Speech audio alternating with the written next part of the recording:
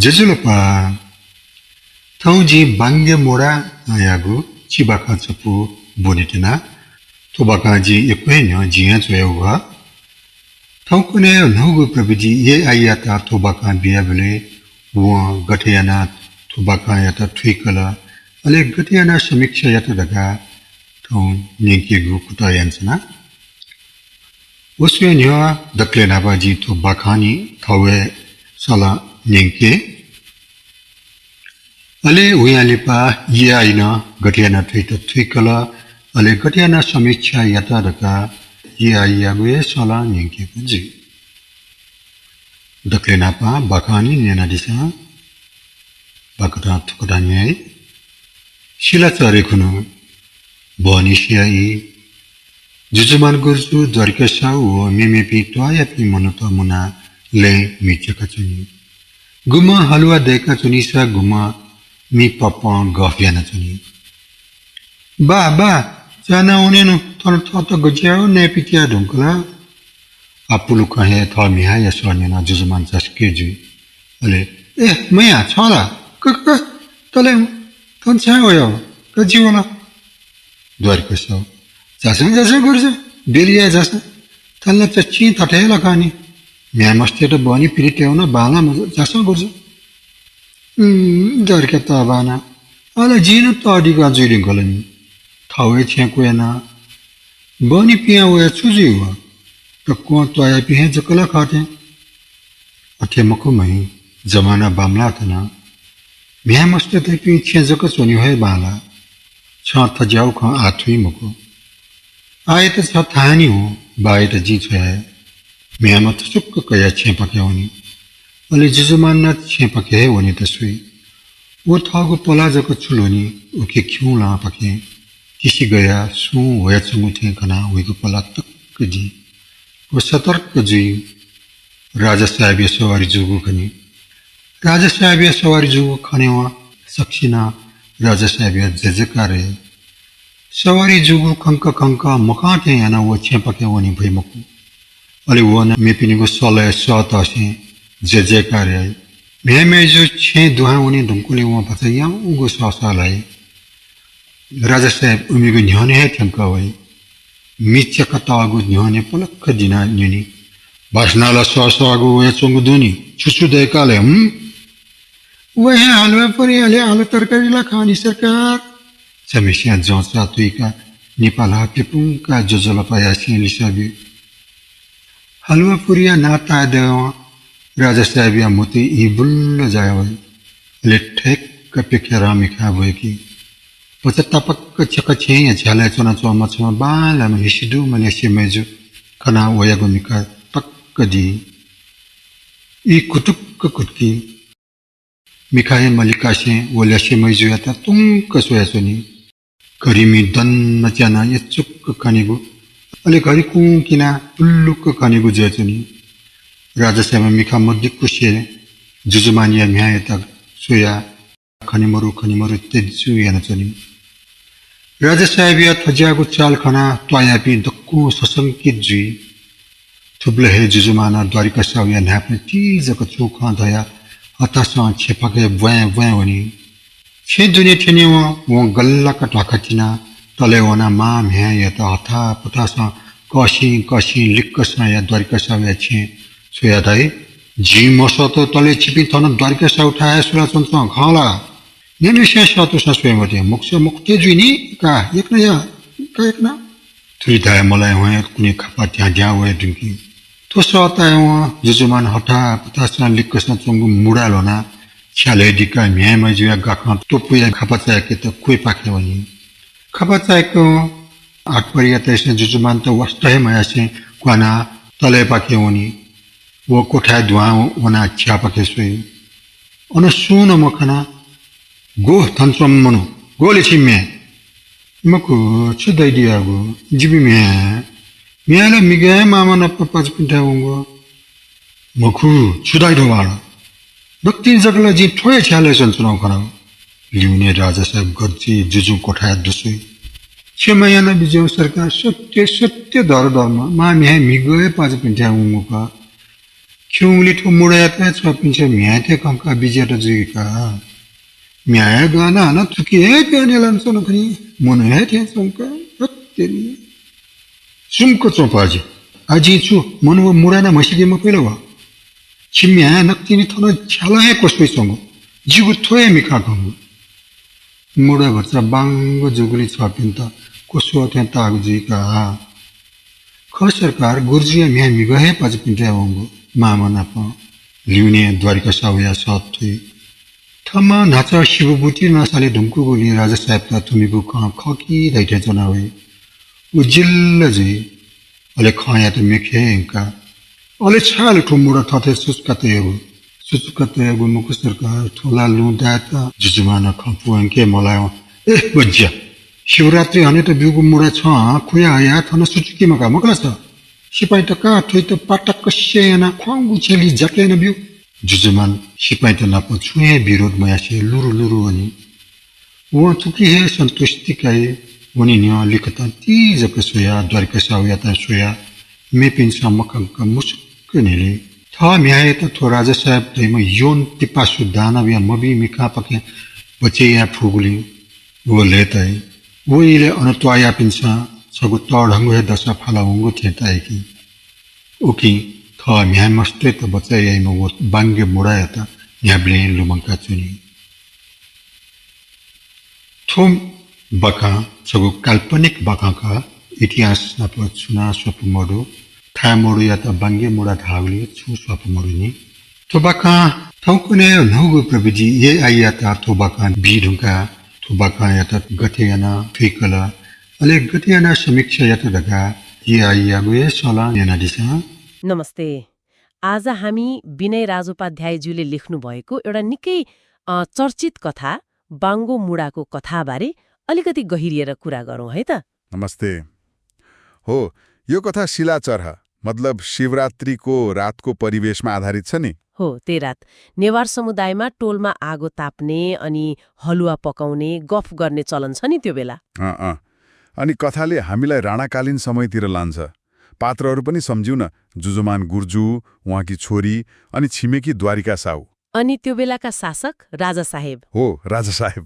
ठिक छ, आज हामी यही कथाका घटनाहरू पात्रहरूलाई केलाउने प्रयास गर्नेछौँ। यसको भाव र सन्देश के हो त्यो खोतल्ने कोसिस गरौँ। हाम्रो उद्देश्य चाहिँ कथाभित्र लुकेको त्यो समयको समाज, पात्रहरूको मनस्थिति र विशेष गरी एउटा बाबुले हैन आफ्नो छोरीलाई बचाउन अपनाएको त्यो उपायबारे अलिक गहिरिएर कुरा गर्ने हो। एकदम। ल सुरु गरौँ त्यसो भए। कथा सुरु हुन्छ शिलाचरहको त्यो रातबाटै। जुजुमान गुर्जु, छिमेकी द्वारिका साउ, अरू मान्छेहरू आगो वरिपरि बसेका छन्, गफ चलिरहेको छ, कसैले हलुवा पनि चलाउँदैछन्। रमाइलो जमघट। अनि त्यही बेला जुजुमानकी छोरी आइपुग्छिन् भोक लाग्यो भनेर। बा ज्यानु भनेनु।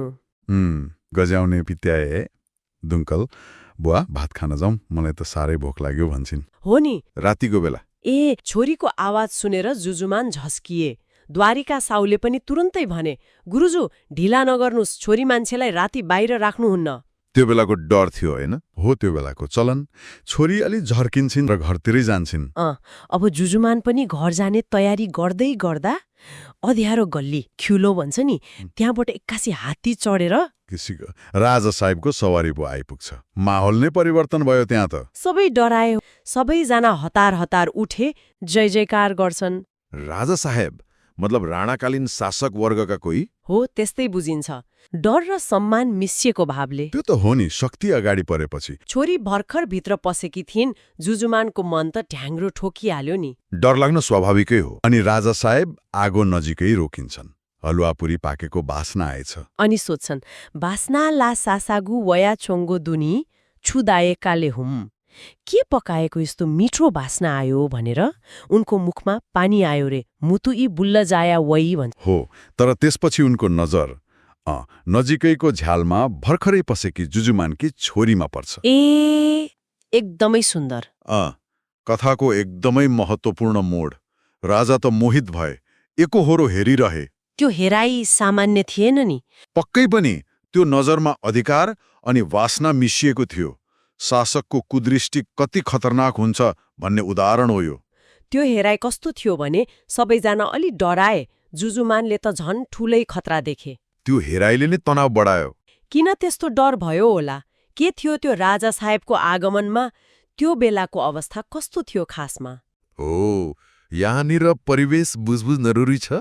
राजा साहेब शब्दले त्यति बेलाका कुनै शक्तिशाली राणा शासक वा उनीहरूसँग सम्बन्धित पहुँचवाला व्यक्तिलाई बुझाउँछ। उनीहरूको शक्ति अनि सामान्य जनतासँगको त्यो असन्तुलित सम्बन्ध, त्यसले गर्दा यस्तो डर हुनु स्वाभाविक थियो। फेरि शिवरात्रिमा टोलमा आगो ताप्ने, हलुवा खाने चलन त नेवार समुदायको पुरानो संस्कृति नै भयो। हो, त्यो त छँदैछ। तर जुजुमान र द्वारिका साउको त्यो चिन्ताले के देखाउँछ भने त्यो बेला महिलाहरूको सुरक्षा अझ रातिको समयमा कति संवेदनशील विषय थियो। शासक वर्गबाट हुन सक्ने दुर्व्यवहारको एउटा अदृश्य भय समाजमा थियो क्या। त्यसकारण पो जुजुमान त्यति आत्तिएका। टोलका मान्छेहरूले बुझिहाले केही गडबड हुन लाग्यो भनेर। जुजुमानको त सातो गयो होला। उहाँ तुरन्तै द्वारिका साउको कानमा केही भनेर अनि हतार हतार घरतिर दौडिनुहुन्छ। घर पुगेर अनि के गरे त उनले त्यो खतरा टार्नलाई? खतरा महसुस गर्ने बित्तिकै जुजुमानले हतार हतार गरे। छोरी र श्रीमतीलाई पछाडिको ढोकाबाट छिमेकी द्वारिका साउको घरमा लुक्न पठाए। छिमेकी कहाँ? हो, कस्तो तनावको क्षण। अनि त्यति नै बेला ढोका ढकढक, खतरा आइपुग्यो। ओहो, अब जुजुमानले के गर्ने? उहाँले तुरन्तै दिमाग लगाउनुहुन्छ अनि तुरन्तै बिजुलीको गतिमा भित्रबाट एउटा बाङ्गो परेको मुडो ल्याए अनि त्यही झ्यालमा अड्याए। मुडो अनि त्यसमाथि छोरीले भर्खरै छोडेको पछ्यौरा मतलब गा ओढाइदिए, टाढाबाट हेर्दा कोही बसिरहेको जस्तो देखियोस् भनेर। ओहो, कस्तो आइडिया। अनि बल्ल ढोका खोल्नुहुन्छ। ढोका खोल्ने बित्तिकै राजा साहेबका मान्छे 8 परियाहरू हुर्रुर भित्र छिरे। सोधपुछै नगरी जुजुमानलाई वास्तै नगरी सिधै कोठामा गएर झ्यालतिर हेरे। तर त्यहाँ कोही थिएन। मुडो मात्रै थियो। हो, उनीहरूले सोधे, ग्वा थनचम्म मनु गोले छिमी मोयाए, खोइ त यहाँ बसेको मान्छे कहाँ छे तिम्री छोरी? जुजुमानले कति आँट गरेर होला छोरी त हिजै आमासँग मामा घर पाजु पिन्थाई गइसकी भनेर झुटो बोल्नुहुन्छ। तर राजा साहेब आफै आइपुगेर भने, मखुछु धाइ थबाड नक्तिनी जख्ला जिङ थ हे झालै चुङ्गा चुङ्गु खानागु। होइन, के भन्छ यो? मैले भर्खरै यही झालमा देखेको हुँ। अब के गर्ने? कस्तो अप्ठ्यारो पर्यो। निकै तनावपूर्ण अवस्था आयो। यहाँ जुजुमानले फेरि तर्क गरे, होइन सरकार, अध्यारोमा सायद यो मुडोलाई नै मान्छे देख्नुभयो कि? हेर्नुस् त, छोरीको पछ्यौरा पनि यसैमाथि परेको रहेछ। अनि मुडो अलि बाङ्गो परेकोले तल हेरेको जस्तो, झ्यालम हे क्वसोई चुङ्गु जस्तो देखियो होला। कस्तो तर्क, तर परिस्थिति अनुसारको। अनि पछाडिबाट द्वारिका साउले पनि, ओ सरकार, गुरुजुकी छोरी त हिजै गएकी हुन् भनेर थपिदिन्छन्। साथ दिए। हो, यहाँनिर अर्को एउटा चाखलाग्दो कुरा छ, शिवबुटी। भाङ अर्थात् गाँजाको। हो, शिवरात्रिको दिन शिवबुटी गाँजा तानेका राजा साहेब अलि अल्मलिए जस्तो हुन्छन्। शिवबुटीको असर पनि हुन सक्छ है। अनि त्यो मुडोको कुरा के भयो त आखिरमा? जब राजा साहेब अलि दुविधामा परे जस्तो देखियो, उनले कुरा मोडे। सोधे, तर यो मुडो चाहिँ किन यहाँ राखेको त? अले छाएले थो मुडा थन थथे सुचुका तयागु। ल, यो मुडो चाहिँ किन लुकाएको त यहाँ? कस्तो उल्टो प्रश्न। एकदम। जुजुमानले भन्न खोज्दै थियो होलान्, यो त लुँ बनाउन। लुङदायत। तर राजाले सुन्दै सुनेनन्। उल्टै आरोप लगाए, तैँले शिवरात्रिमा बाल्न दिएको मुढो चोरिस। सरासर शक्तिको दुरुपयोग, आफ्नो अहङ्कारको लागि निर्दोषलाई फसाउने। अनि तुरुन्तै सिपाहीलाई हुकुम दिए। आफ्नो इच्छा पूरा नभएपछि रिस अन्तै पोखे। अनि सिपाहीलाई समात्न आदेश दिए। सिपाही त थोइ त पाता कसैयाना ख्वाङ्गु छेली जाकैयाना ब्यौ। यसलाई पाता कसेर चिसो छेलीमा जागिदेऊ भनेर। जुजुमानले केही भन्नुहुन्न, चुपचाप जानुहुन्छ।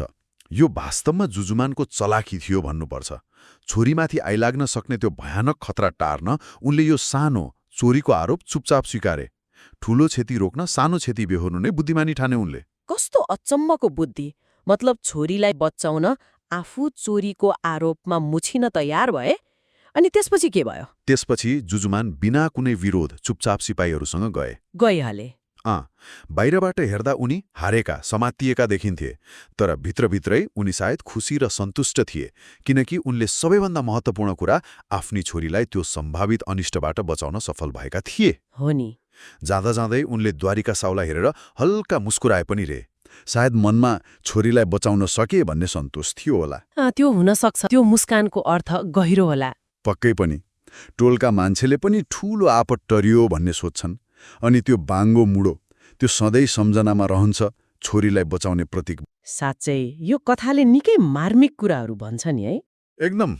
तत्कालीन राणाकालीन समाजमा व्याप्त त्यो शक्ति असन्तुलन, छोरीहरूको असुरक्षाको डर, अनि यी सबैको बीचमा अभिभावकको त्यो असीम माया र आफ्नो सन्तानको लागि जस्तोसुकै जोखिम उठाउन सक्ने आँट प्रष्ट देखाउँछ। हो, त्यो त एकदमै देखिन्छ। जुजुमानको तत्काल निर्णय लिन सक्ने क्षमता अनि परिस्थितिलाई आफ्नो पक्षमा मोड्ने त्यो चलाखी साँच्चै उल्लेखनीय छ। तर एउटा कुरा, यो कथा शक्तिशाली भए पनि इतिहास चाहिँ होइन रे, काल्पनिक रचना हो। त्यो स्पष्ट पार्न जरुरी छ। तर पनि सोच्न बाध्य बनाउँछ। यस्ता काल्पनिक कथाहरूले पनि त्यो बेलाको समाजको वास्तविक डर, चिन्ता र शक्ति संरचनाप्रतिको आम मानिसको अनुभवलाई कति गहिरोसँग देखाउँदा रहेछन् होइन त? हो नि, कथा काल्पनिक भए पनि त्यसले बोक्ने भाव त यथार्थको नजिक हुन सक्छ। अनि एउटा निर्जीव वस्तु, त्यो बाङ्गे मोडो कसरी एउटा घटनाको प्रतीक बनेर मान्छेको सम्झनामा रहिरहन्छ, यसले के सङ्केत गर्छ होला? यो साँच्चै घोत्लिनुपर्ने विषय हो जस्तो लाग्छ। बिल्कुल। त्यो मुडो एउटा प्रतीक बन्यो, बचाउको, चतुर्याईको, अनि सायद त्यो समयको व्यवस्थाको पनि। तर सारमा हेर्दा कथाले एउटा बाबुको माया, उसको साहस, उसको तत्काल निर्णय लिने क्षमता देखाउँछ नि। हो, एकदम। अनि त्यो साधारण बाङ्गो मुडो कसरी त्यस्तो खतराको बेला सुरक्षाको प्रतीक बन्यो, त्यो कुरा पनि निकै रोचक छ। साँच्चै। अनि यस्तो सङ्कटको बेला तत्काल लिएको एउटा सानो निर्णयले कति ठूलो असर पार्न सक्छ। हो, अनि कसरी एउटा सामान्य वस्तुले पनि यति धेरै अर्थ, यति गहिरो सम्झना बोक्न सक्छ भन्ने कुरा पनि। हो, यही विचारसँगै आजलाई यति नै गरौँ होला। हुन्छ, फेरि भेटौँला।